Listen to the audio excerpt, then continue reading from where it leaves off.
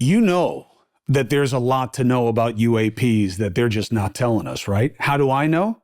I got somebody on the podcast who knows. Chris Cuomo here. Welcome to the Chris Cuomo Project. Christopher Mellon is as legit as you get, okay? He is a minted intelligence official from the United States government. He worked with Republicans and Democrats, okay? Not just as colleagues, but within administrations, okay? Bush and Obama. So he knows what there is to know, and that's why he's been pushing so hard for transparency. So what does he make of what the Trump administration has done and not done? What does he believe about what is in the air around us and why it matters? What are his questions? What are his hopes? What are his beliefs? Christopher Mellon is ready to fill in the blanks for the rest of us. Are you ready? Let's get after it.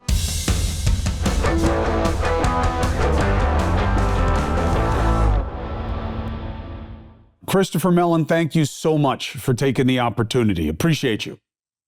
Delighted to be here. Thank you for your interest in this topic. All right, so Brother Mellon, take me to the moment. We are all waiting. The Trump administration has promised transparency. They've come in like a bunch of renegades that are going to buck the deep state. And those of us who are desperate for transparency on this issue eagerly await. And then comes the word.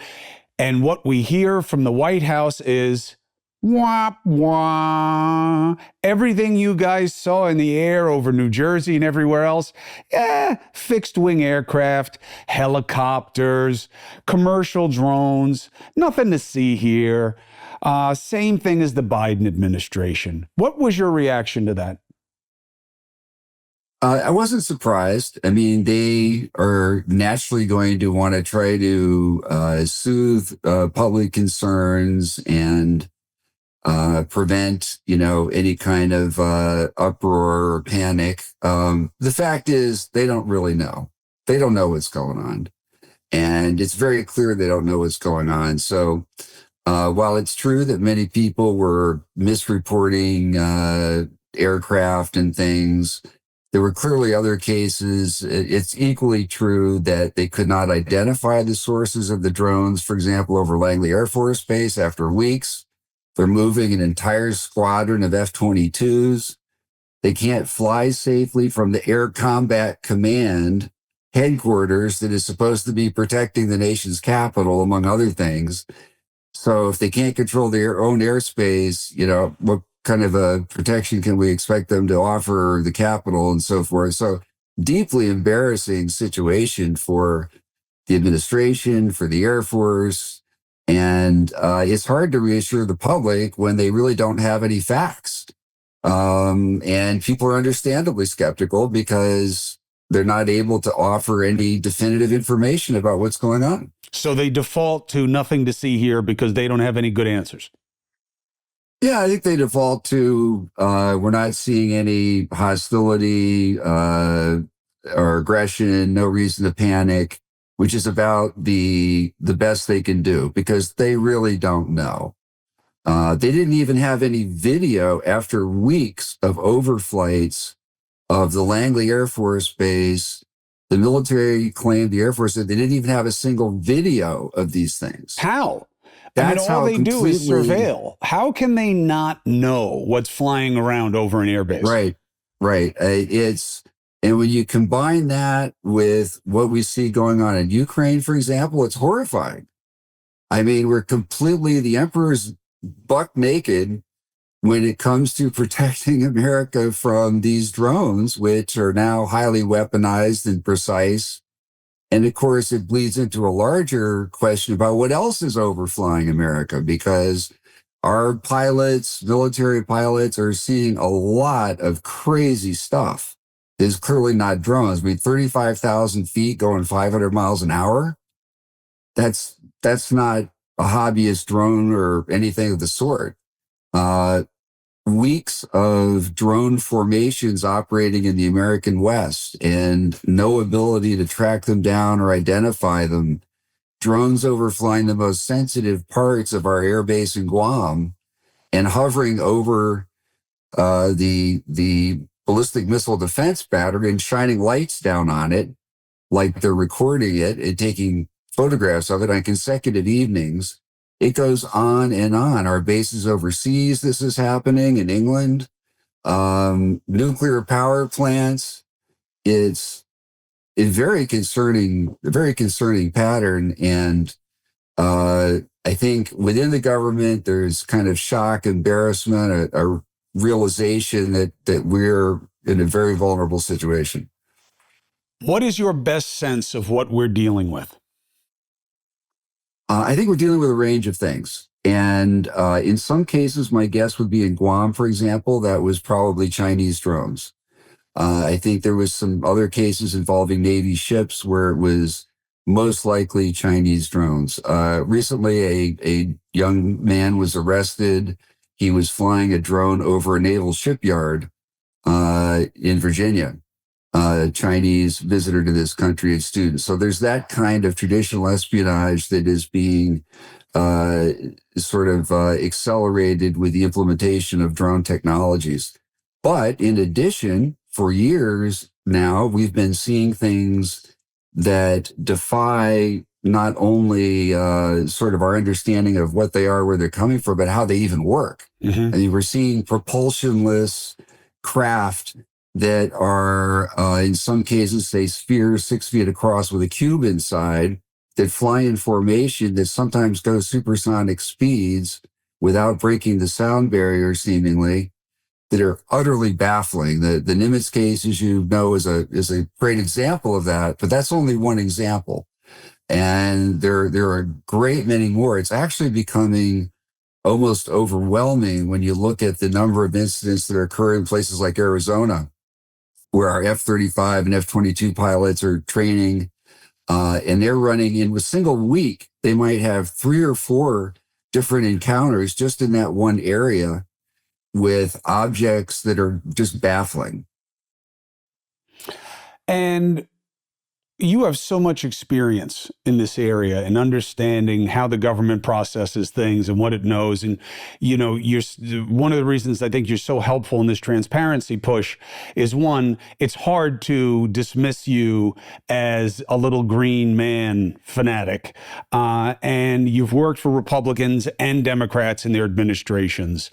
What do you make of the pushback that someone like I've never been involved in the UFO UAP world in my life. It is not a point of personal fascination. I'm a transparency guy. And what is your read on how people want to dismiss that, wow, what's happened to Cuomo, man? He's gone full tinfoil hat. Why is this so easy to dismiss for legitimate media when it's clearly just a transparency issue?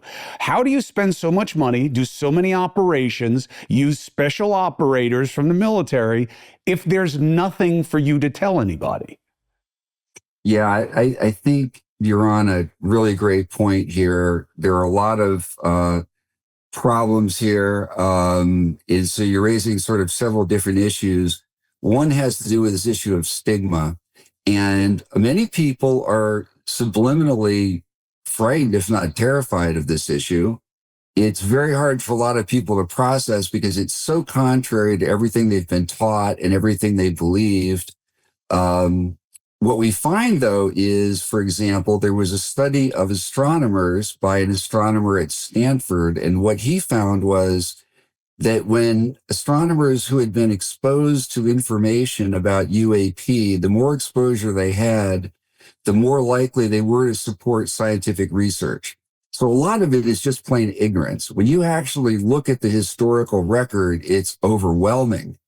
So Professor Sturrock, that if astronomers had had 50 hours of exposure to UAP, 2/3 of them supported scientific involvement by the government and the scientific community.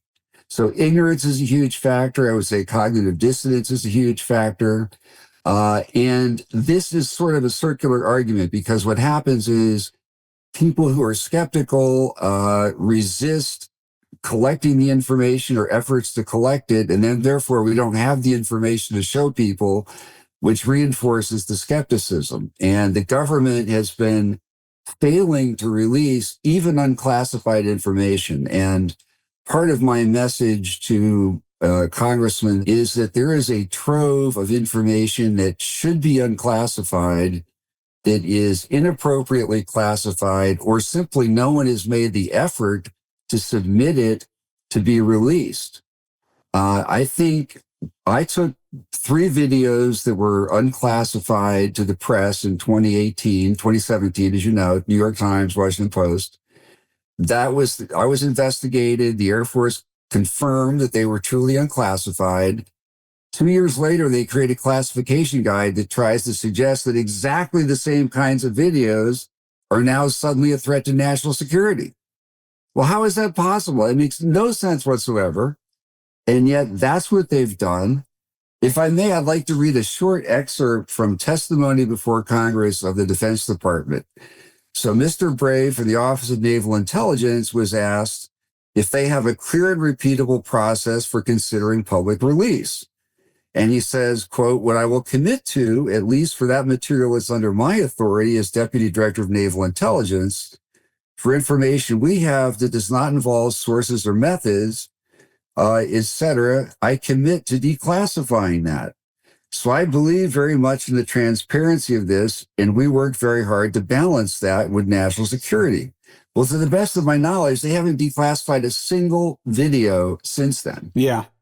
Okay, that was 3 years ago, and we're now at over 1,800 official reports. You're telling me that none of those were unclassified? We know that a good number of them are people using iPhones. How is that a sensitive source and method? It's made in China.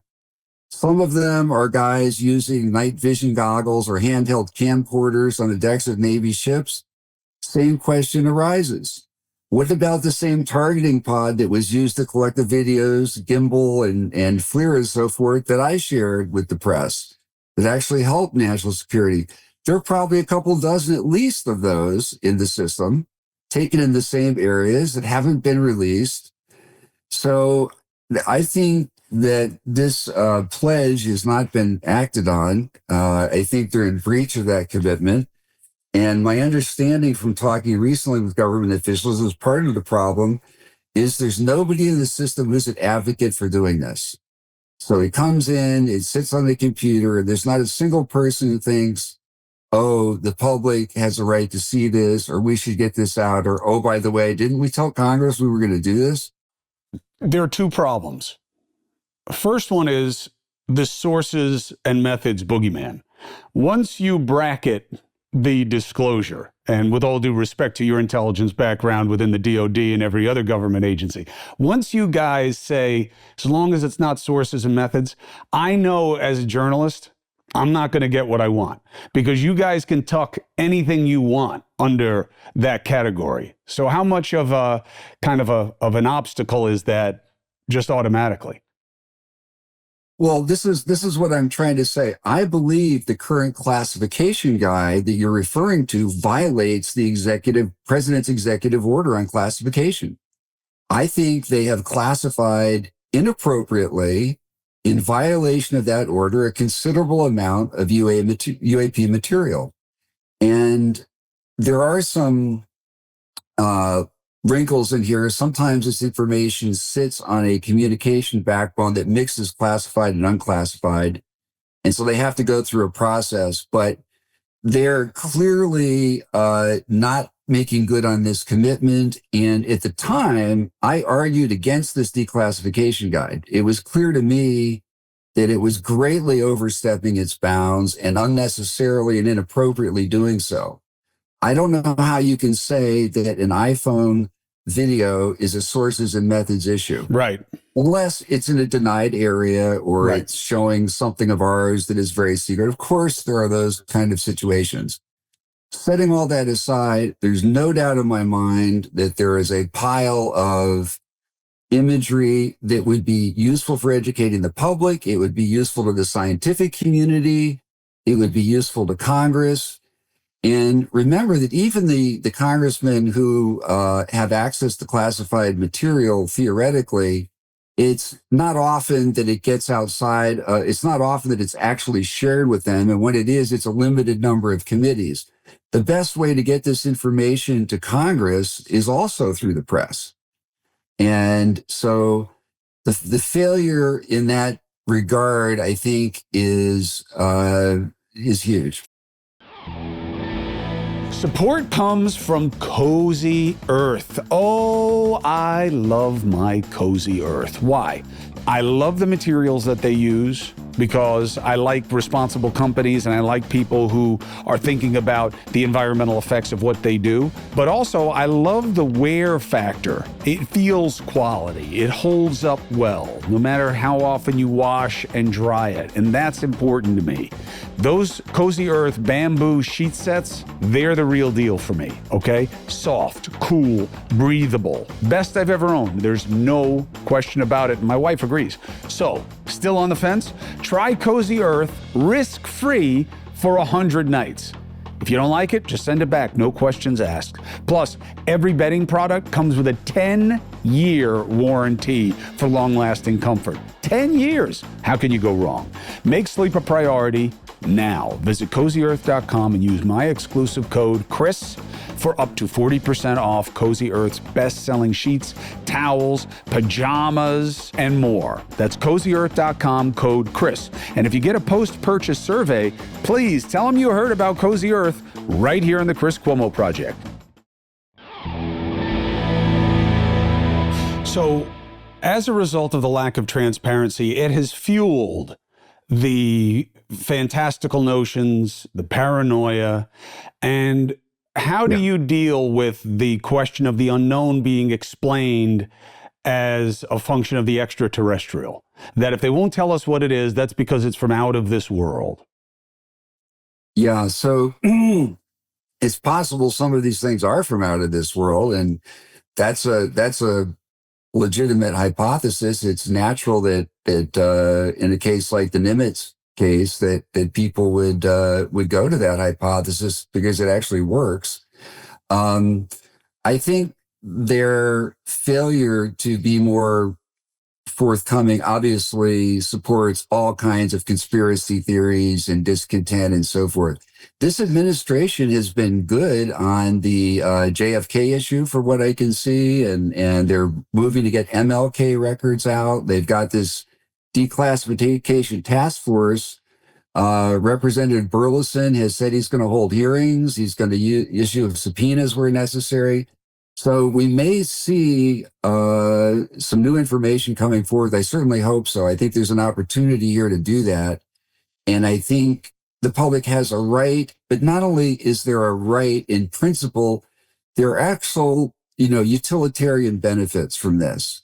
If the public didn't know about the Soviet Union putting a satellite in orbit, we wouldn't have had the space program and we wouldn't have gotten to the moon when we did.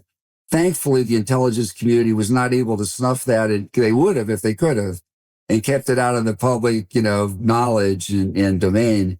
So I think it's really important where we can that we make this information available. It also makes the public more resilient in the event that something happens beyond our control. The more background knowledge and information people have, the more resilient the population is. If they know this has been going on for decades, maybe hundreds of years, we haven't seen aggression, they're more likely in the event that something shocking happens to be able to accommodate it without, overreacting. What do you make of the idea when you say, well, there's a hypothesis where you introduce the possibility that this comes from somewhere other than this planet, that you immediately lose credibility? As soon as you say that, 3/4, maybe 7/8 of the media and any politician who aspires to higher office says, well, that's crazy sauce right there. Yeah, I've been careful. The problem is if you can't back up a claim like that. I'm prepared to say that if I can back it up. I don't have anything that I can present to the public right now that says the Tic Tac was definitely an alien vehicle. And in the meantime, our government has not defined any criteria that would let us say, okay, this is so over the line, it can't be Russia or China or us. It's got to be somebody else. So they don't have any basis for they're deliberately leaving it fudgy. It's a very hard issue for people at the Pentagon. Nobody wants to say the word alien or think about this for these exact reasons. It's still there's still a lot of stigma, and that's still a big issue. So a lot of this is about where we are also. One of the reasons I'm pushing it as much as I do is because we are at the bottom of a curve of trust right now. And I've always felt that this issue is a layup for restoring trust. Okay. It's not like, and with all due respect to people who have more wild notions than I do, I don't believe the U.S. government can keep a meaningful secret, frankly. So if there was, well, listen, we really have aliens in a lab and they're just starting to talk to us. So we don't want to blow this up, we got them right in a room next to Jesus and we don't want to freak people out. If even, with that kind of mythology in the air, I don't believe that that's the defense, is that the government's protecting us from something that we just can't handle. I think it's more about giving people power and their desire to want to use it. And you need transparency right now because there's such a dearth of trust. And this to me is like a layup because unless you got Jesus in a room, unless you got little green men who are finally starting to talk, you can tell people about so much of this stuff and make them have growing levels of confidence in the men and women who they put in power. Yeah, I would disagree with you on the issue of the government not being able to keep secrets. And in fact, it's now you said meaningful secrets. So if by that you mean something that's politically loaded, that's explosive or something, maybe. But I can tell you that people have such a lack of understanding of how much information we have secret that they don't appreciate the massive extent of government secrecy and the degree to which, in some cases, nobody even in Congress has a clue. So when I was involved in reviewing Black programs at DOD, I won't state this precise number, but we're talking lots, hundreds, not a single one of those leaked. And the director of Central Intelligence was not cleared for those. I was not able to share some of that information with the advisors to the president and the National Security Council in some cases. The Department of Energy Black programs, there is no oversight committee in Congress except for DOD probes, and their Black programs, I think, are completely off the radar. And they have tens of billions of dollars. There are tons of Black programs out there that never leak over decades and decades, some of which are certainly newsworthy, much as, say, the B-2 bomber was when it came out. Everybody was shocked we had this incredible technology. There are other things like that today that we have quite a few of them, and nobody has any idea. So I would challenge the idea. The other thing I would say when it comes to this particular issue, it's almost impossible to leak. You cannot go to any major media organization in this country. I can bring people in there who claim they worked on this program. They will not write a story about it. They won't publish it. They won't touch it. People have tried to leak this for years and years. And that same idea of this is incredible, we're going to be laughed at, the mainstream news organizations won't touch it. It's almost leak proof. Well, I took David Grush and introduced him to some editors at one of the major outlets, and they didn't feel there was anything there worth publishing. Well, that's clearly changed. And I think News Nation actually has had a good amount to do with that because it's obviously a legitimate organization. It's owned by the largest holder of local news stations in America, Nexstar. Yep. So if we're putting our name on it, same as me having it on my chest, it comes. I will concede you are a bright, shining exception, but over the years, until the News Nation came along, it's very hard to find any place that would touch this. It's even scary. If you brought in witnesses, etc. It's scary because having been an anchor at ABC News, at CNN, even at Fox News before that, people think you're unserious. You're unserious. If you're talking about aliens, you're unserious. Now, let's deal with something that's a very sticky bit about that. There are so many people who call themselves Christians who think it's absurd to talk about the idea of life outside of Earth. So you have billions of people like me who have chosen to have faith in something that I cannot demonstrate in any way, but I won't talk about the possibility that this is the only organic matter that has been able to use carbon the way has been used on Earth anywhere in the universe. Somewhat laughable when you look at it that way, but it's too deep for media and politics. I agree with what you said about secrets and that there are many things in the unknown, knowable space. I agree with you. I don't know what you know, but I agree with you. I'm talking about this, that if there were aliens among us, I think that people would have a sense of it by now. I think that'd be too hard to keep. That's just my suspicion. But the most important and accessible part of this is that whatever the interest is in discretion by those with the information, it is backfiring. Nobody believes that things are being kept from the American people for their own good or for national security when it comes to this. They believe it's either deep state elitism or it's nonsense. But the lack of transparency, I think, hurts. Nobody has confidence that it's being withheld for the right reasons. Yeah, I can't argue with you on that. And there's a lot of work to be done to restore faith in the government and restore trust. This issue in particular is one of the prime examples, and it does lead to all manner of conspiracy theories and beliefs. And I think the best antidote is getting to ground truth to the extent we can. I know that there is some unclassified information right now in the hands of the government that is the kind of thing that would have some impact, that would change some minds, or at least open some to considering this issue. That information is available to make public. I can't imagine any legitimate argument for classification.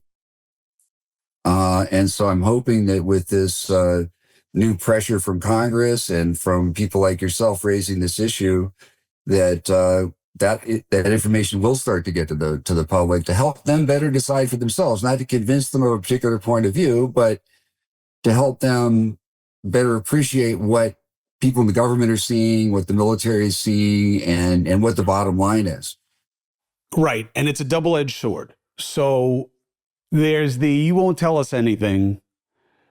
And then there's the you'll tell us some things.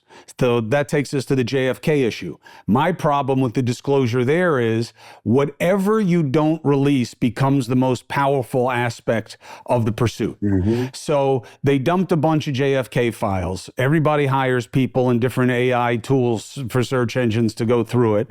The collective response now, other than a bullshit story that came out about John F. Kennedy Jr. sending a letter to someone he never sent to, it was fake. Nothing really came out that changed anybody's understanding.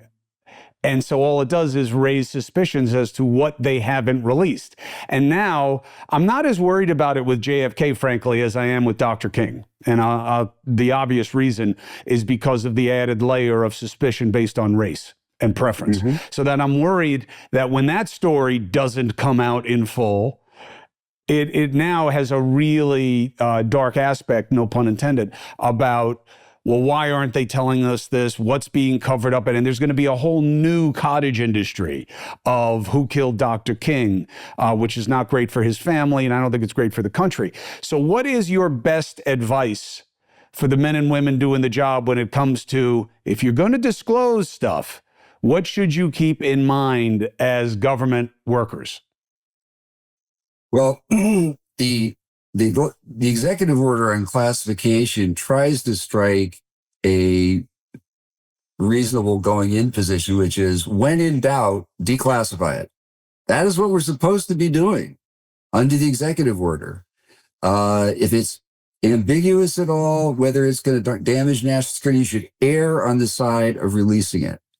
And we're not doing that. In the UAP area, where it's particularly difficult because there are clearly systems involved that are so intimately tied to supporting combat operations, military systems, that there is a definitely legitimate argument for retaining classification of some of that data.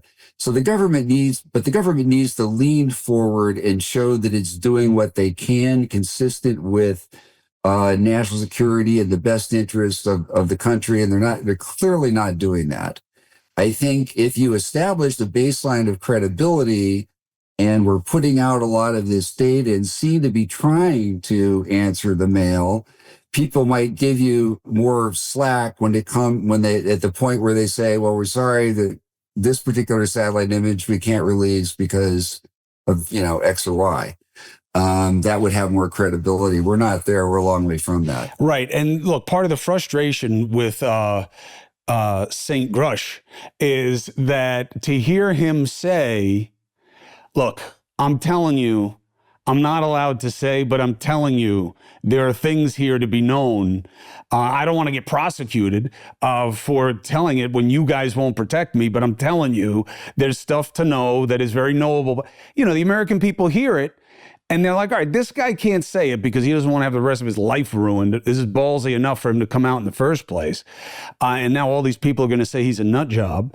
But it just reinforces everything. I think the JFK disclosures did it. I mean, the Trump administration is trying to take a victory lap. I don't know why.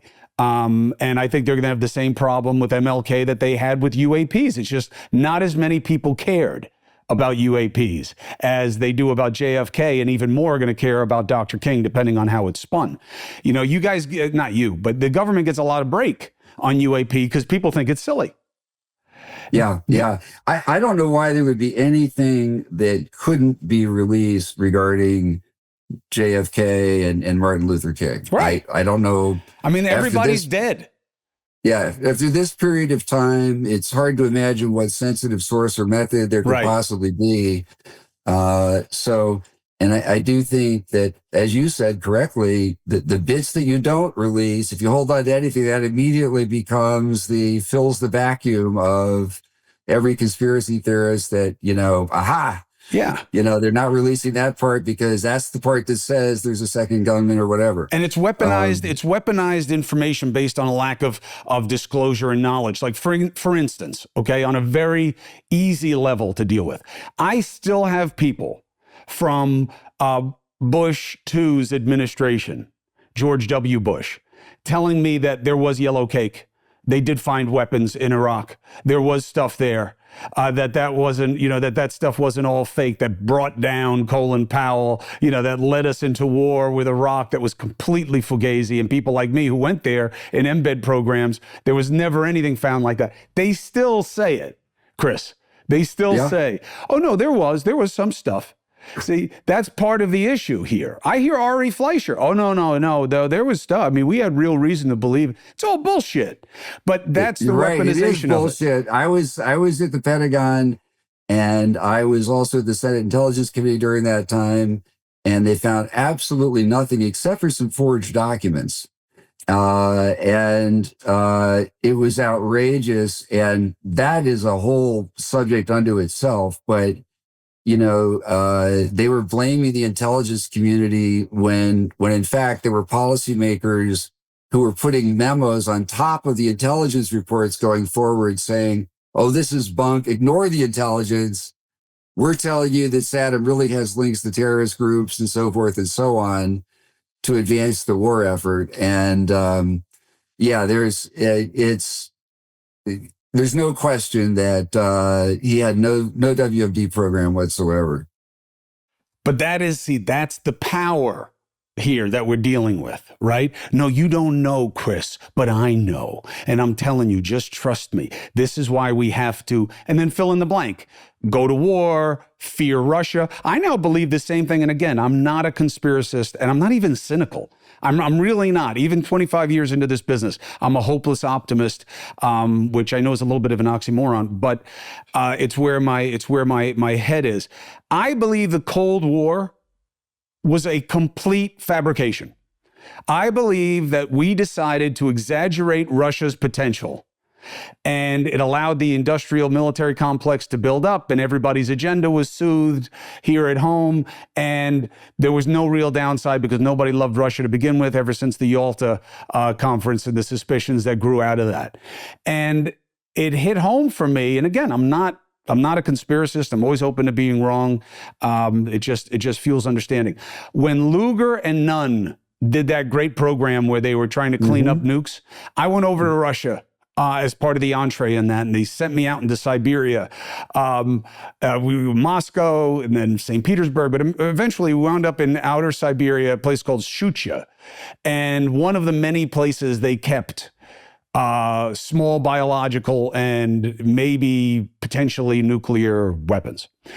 And they were keeping them in a barn, okay? And when we walked into the barn, we walked up to the barn, I noticed that all the Russian military I saw had mixed-matched uniforms on, and almost none of them had weapons. And I was like, I don't understand. They're guarding this. And the guy's like, well, a lot of them sell the weapons. And then we get there and the door is locked with a string and a wax seal. And the guy says, well, if the wax seal is broken, we knew people came in. I was like, you mean like the Chechens that are like a 50-minute helicopter ride away and want to kill all of you right now? And I realized, and then Ukraine, so right then, this was many years ago, I was like, these people are not us, okay? There's no way these guys can run with us, okay? And then, but they have nukes, I get it, you don't want to mess with them, they have nukes, okay. Then Ukraine happens. And only in Trump land is there any understanding that Russia is kicking Ukraine's ass, okay? And, you lived it, I lived it. Nobody thought that this was going to last more than a few days, right? They were going to roll right over and into Kyiv. But it turns out that, and now the new answer is, oh, well, Russia doesn't want to use its citizens. Oh, that's why he just called up another 122,000 of them, right? Oh, they're just using all the prisoners because he doesn't want to use the real military here. Like he just wants to use the farm team. I think it's all bullshit. And that's the need for transparency, Chris, is that if you start with something easy where nobody gets hurt, which is like, what's in the air? Okay, who's flying stuff around here that we have to figure out about who should be allowed, who shouldn't be allowed. This is not geopolitical in a way that we see with like Russia and Ukraine. You're not going to scare anybody. It's not an army of Martians. I just believe it's a huge missed opportunity that has magnified the animus towards government. Well, you're certainly right about that. And that's partly reflected in President Trump's election and support that he got from many people who are fed up with this kind of thing and suspicious of the government. But we have a huge issue here. Two comments briefly. One, with regard to the Soviet Union, when I was responsible for reviewing counterintelligence security for the Secretary of Defense, one of the things I used to remind our officers was that we didn't defeat the Soviet Union because we were better at keeping secrets. We defeated them because we were better at sharing information in free markets and through the free press that made us more innovative, productive, efficient, and all those kinds of things. So, it's not about protecting information and generally as the top priority or the key to security. The second thing I would say is that in this splintered information environment where people are getting their information from partisan sources and so forth, I don't know how we get back to the days once that we had with, Walter Cronkite and people that were reasonably nonpartisan and we had sort of a common information base. It's very hard to discuss policy options when you can't even agree on the basic facts. And I don't know, I've often been thinking, is there a possibility we could get some kind of a news information source that's truly bipartisan, where you have buy-in from maybe representatives from both parties, or some kind of, or none of the people there are registered to either party or something. I don't think people have good options right now for sources they can rely on and feel are really independent, rightly or wrongly. You hear that from both sides. Yeah, look, I don't know. I mean, look, that's why I'm doing this, right? That's why I'm at News Nation. And yet, one, no podcast can compete except on a one-off basis with a legitimate media organization. You don't have the resources, you don't have the sourcing, you don't have the reach, you don't have the layers. Reporting is about layers, not unlike, your acumen within the intelligence world. It's layers. It's what adds, what subtracts, what qualifies, what contextualizes. That's why investigative reporting is both expensive, but more importantly, timely. And so I believe there's a little bit of player hating that goes on with independent versus legacy media on the basis of wanting market share, right? So Joe Rogan, oh, don't trust anybody but me. I have everyone here on. Yeah, you just don't know what the fuck you're talking about and can't ask a critical question. So, there's a little bit of that to me that's specious on its face. As an independent, operator within it who's also been within the media, I know I can't out-report CNN or ABC News. They're going to beat me on a story. I may have you one day, right? I may have Chris, and Chris told me something that they didn't have, and now I advance a story, but that's a one-off. Over time, resources matter, reporting matters. Walter Cronkite was good to me. He and his wife, Betty, were good to me. I enjoyed time with them socially. I enjoyed mentoring from Walter. Walter Cronkite, may rest in peace, would have been the first to say what follows. Walter Cronkite was never Walter Cronkite. What you had was three options. And for a while, you really only had two. At first, you really just had CBS. Then you had CBS and NBC. Then you had CBS, NBC, and ABC, okay? So you really just had scarcity. So you had three guys, and you had a different culture of what we now call democratization of media. Everybody's got a platform now. Yeah. And you have media that has become not just multiplied, but has become much more competitive in terms of what works. And like every other market, you always go to what's easiest, right? And what's easiest? Provocativeness, salaciousness, sex, those kinds of scandal, those things. So we just see more of what has always existed. Walter Cronkite took one big swing in his career. And again, I know Walter would absolutely endorse everything I'm saying right now, and probably is pissed that I haven't talked about him more sooner about correcting this idea of an earlier perfect past. He complained about the war. He cried because of what he knew was happening. He cried because he realized that, as he explained to me, that he had been so wrong in what he had relied on for so long. And that hurt his credibility. Now it's what we point to about Walter Cronkite. In that moment, it hurt Walter a lot and made him seem like a closet pinko and all this other stuff that they said about him. So it's very interesting how history, reveals itself and heals itself. So where are we today? We are in a space of opportunity that is being used and abused on a nano scale. That it's happening so fast in such small increments all the time that it's very tough to get a read. But within it is an opportunity, which is why I have such a value on you and why I have a dual platform, right? Because when you're on TV, why would you also have a podcast? There are very few people who do it, unless it's like a podcast on grief or a podcast on food, or some shit like that, where it's like your pet project. For me, the reason to do it is because of the opportunity for better. The bar, the feelings are so low. I don't know that you know or realize or appreciate what you, what Grush, even what Corbell, even though he doesn't come from a government background, which makes you much more valuable.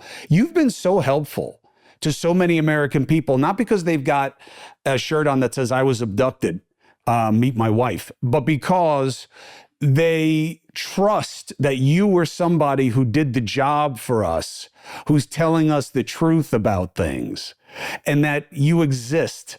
Like there's only one thing that's more rare than a Martian is someone in government that you can trust, right? And that you, Grush, a handful of others have helped restore that. So I see opportunity in it.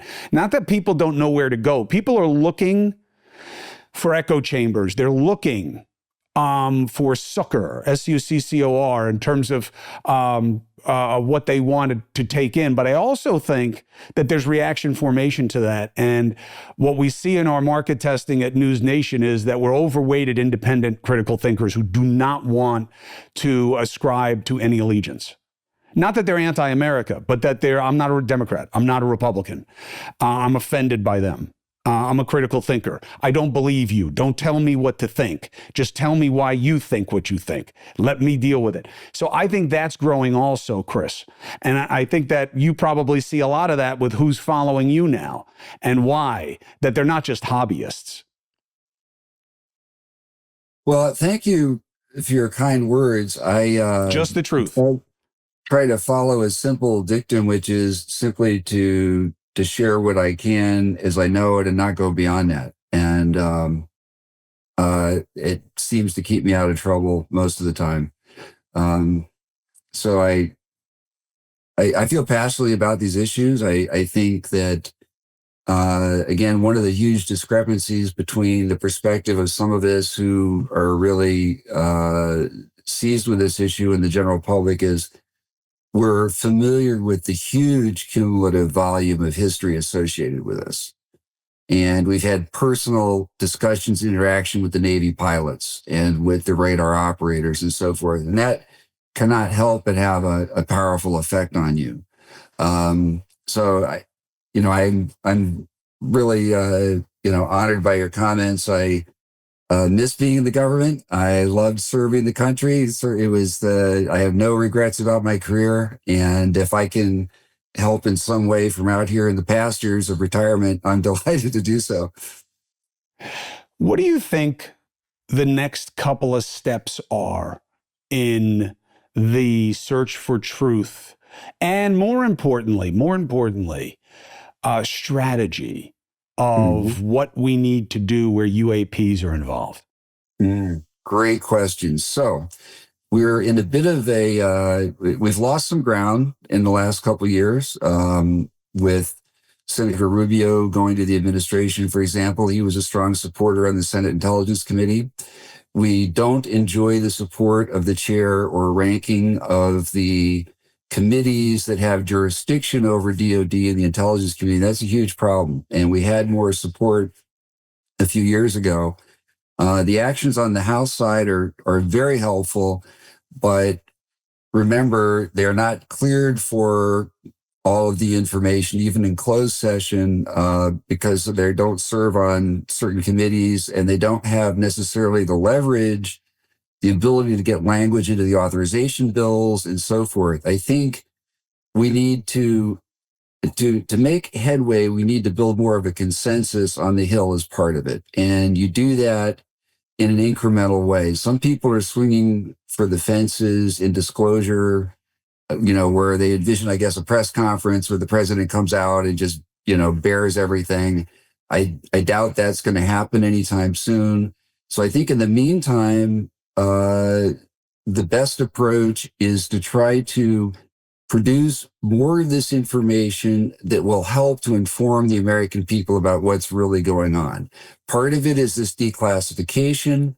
Part of it is convincing the committees that do have oversight and jurisdiction of DOD to ask more probing questions that'll produce more information for all concerned.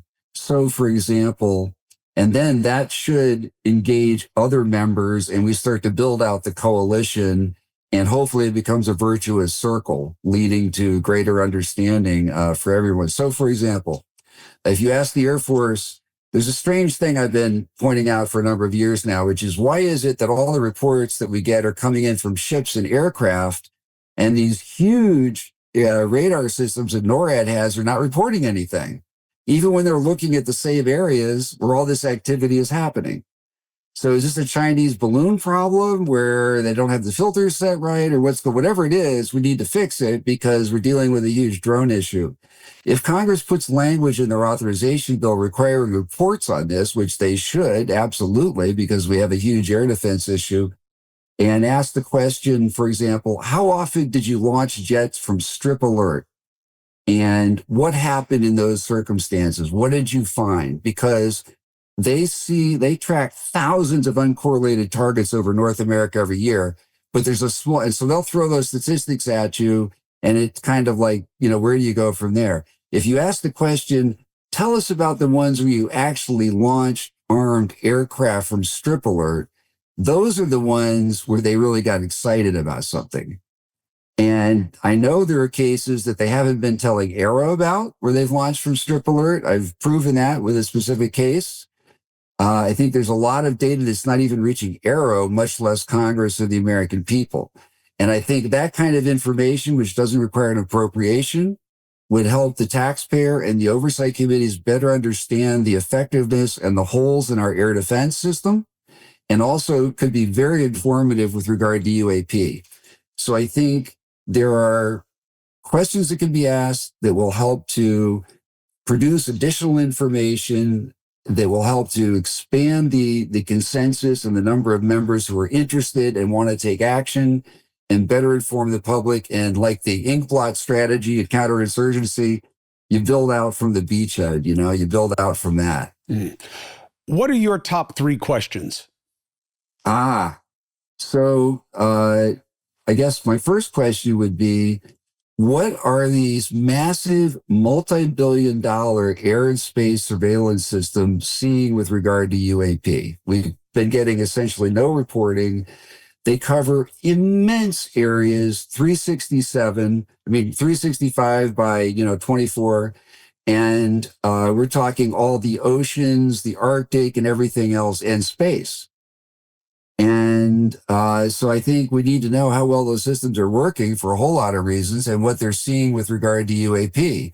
Are we seeing things in orbit, et cetera? So that would be a question that serves a number of different audiences, I think, the UAP group as well as national security, et cetera. That would be the first. The second is, when are you going to revise those classification guides? And what are you going to do to a related problem is not just the classification guides, but nobody feels it's their job or their duty to submit this stuff into the process to get it out to the public, to do the paperwork. So who's going to be the advocate? Mr. Bray said in this hearing that he's going to do this for the Navy, but to the best of my knowledge, they haven't released a single video or photograph as a result of this. So who's going to be doing this if they're not? That's very doable and should be done. As we're going down the list, I think I would love to see again, doesn't even require an appropriation. They've bungled the history report requirement, in my view, completely bungled it. Congress asked for the history of UAP in the U.S. government.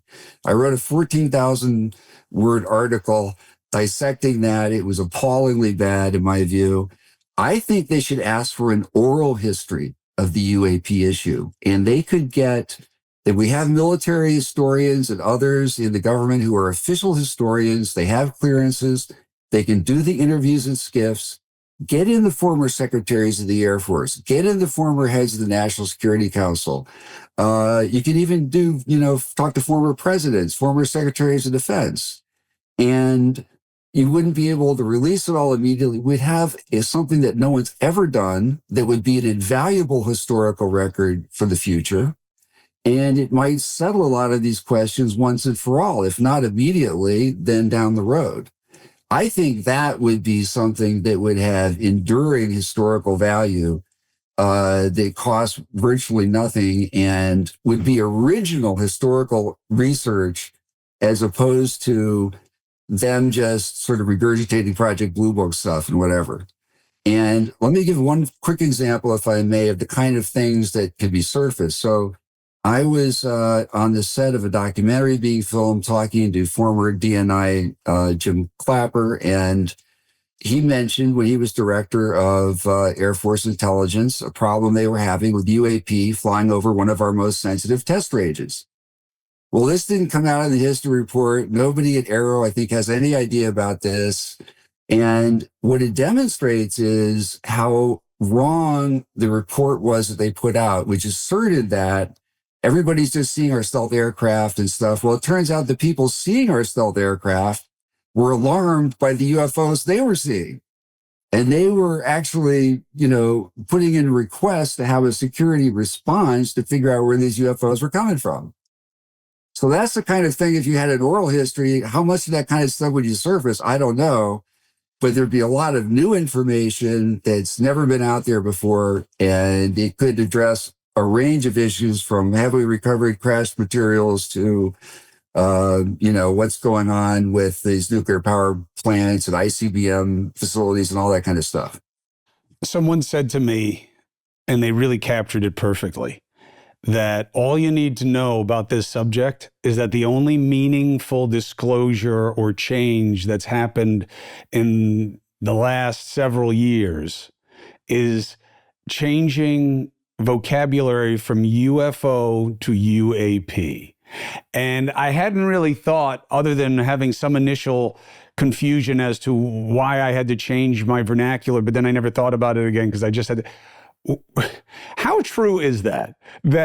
Why did that change happen? And who made that happen, and how did it help anything? Well, the UFO term is so freighted with baggage, and you say UFO, people immediately think aliens. And so part of it was just a effort to get something that was a little more neutral, a little bit less loaded. That was part of it.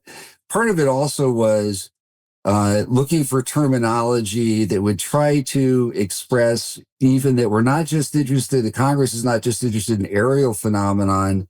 It could be under the ocean. It could be in space. They're interested in anomalies wherever they occur. The Air Force, incidentally, in typical sort of response, initially the term was unidentified aerial phenomenon, and they said, oh, we don't have to tell you about anything in space then. Because you didn't mention space, you just said aerial. So that was partly why it became, unidentified anomalous phenomenon, all domain anomalous phenomenon. They really wanted to hammer, guys, we really mean, wherever it is, if you see something that looks like it could be a breakthrough in technology that we don't have, we want to know about it because it's important. I don't know, I had suggested originally a term, anomaly resolution, an office that would take hard technical problems, anomalies, and work them from a lot of angles. And I don't know if how that morphed or where this actually started, but I think largely it was an effort to get away from UFO, which was so loaded. I mean, they just always say, oh, well, yeah, it came out of the Pentagon. And I always found that odd because they want to talk about this the least. And yet the only thing that's really changed is what they did. Yeah, I don't know. I don't think it started in the Pentagon. I don't think that term came, but I could be wrong. I think maybe Jay Stratton has said that he originated that. That's possible. I'm not really certain. Perhaps it did come from over there. They say the Pentagon's Unidentified Aerial Phenomena Task Force, UAPTF, and its successor, the All-Domain Anomaly Resolution Office. That came from Congress. That term came from Congress. It's man, we just twist ourselves up. Did you see the term that DOD had before that? AIOSG, something or other, that they were proposing to call the office? As awkward as it is, they had something that was even worse, if you can believe that. I do, because I think it goes to the desperation is probably the best word, to control. I think ultimately the truth of this, of this frustration, of this difficulty, of this hand-wringing is about control.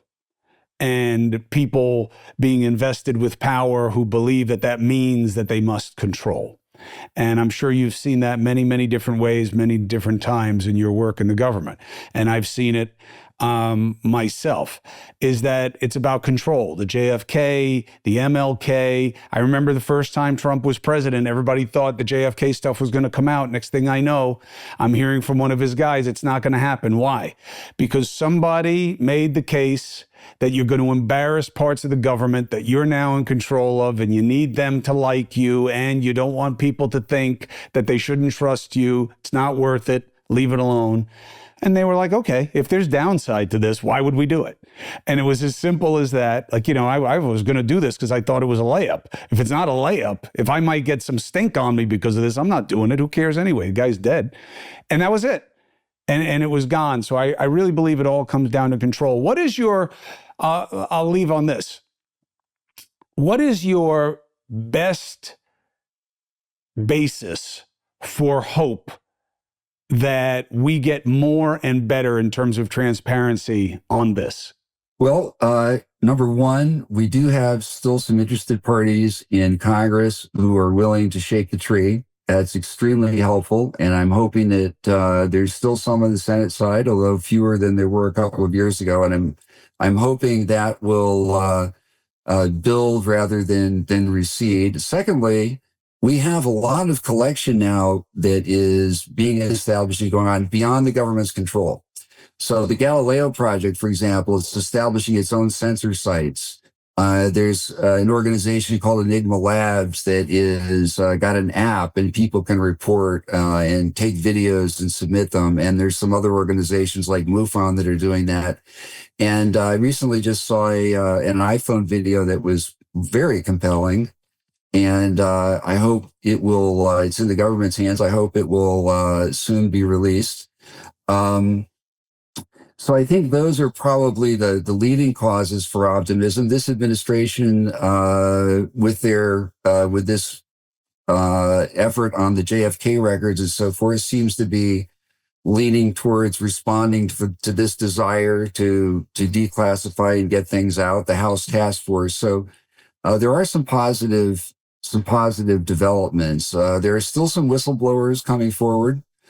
So there are an array of things that are going to continue that I think are going to incrementally produce more information. And I think it's going to be increasingly difficult down the line for the government to pretend there's nothing there. There's no there. And in fact, the current director, it's a very refreshing change. Dr. Kozlowski has admitted UAP are real. We're seeing things we don't understand. That alone is a big change from his predecessor and any point in the past. The U.S. government's officially saying, yeah, UAP are real, and we're seeing things we don't understand. Well, at least we're all on the same page, even if it's just page one. It would be good for something to change other than the acronyms. Christopher Mellon, I appreciate your contributions so much. Thank you for coming to us at News Nation. Thank you for coming to us here at the Chris Cuomo Project. I'm always a call away if you have anything to say to advance our understanding. Well, thank you very much for having me, and thank you for interest in this topic. Really appreciate it.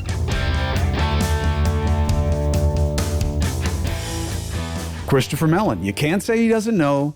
You can't say he doesn't get government. You can't say that this is too sophisticated for him. The reality is that trust comes from transparency. Transparency builds trust. You want people to feel differently about government? Have government make them feel differently. The only thing we've changed is the acronyms. What do they know? What do we need to know? Christopher Mellon laid it all out, and I appreciate you for being here with me to get after it. I'm Chris Cuomo. Thank you for subscribing and following. Thank you for checking me out at News Nation, 8p, 11p every weekday night. Be an independent, critical thinker. Forget the parties. Wear your independence with your free agent gear. You love the pod. You don't want to go through the ads. I love my sponsors, but I get it. Join my Substack for just $5 a month, $50 a year. That's a discount of $10. I'll do the math for you. And you also get a lot of philosophy, a lot of access to me and why I'm covering what I'm covering and how, and my wellness journey that involves fitness, but also long COVID and what I'm taking and what's working for me and what isn't and why. It's all there and it's cheap. And you get the podcast ad free. All right, my friends, the problems are real. So should be our approach. What do you control? What do you not? Forget what you don't and what you do. Let's get after it.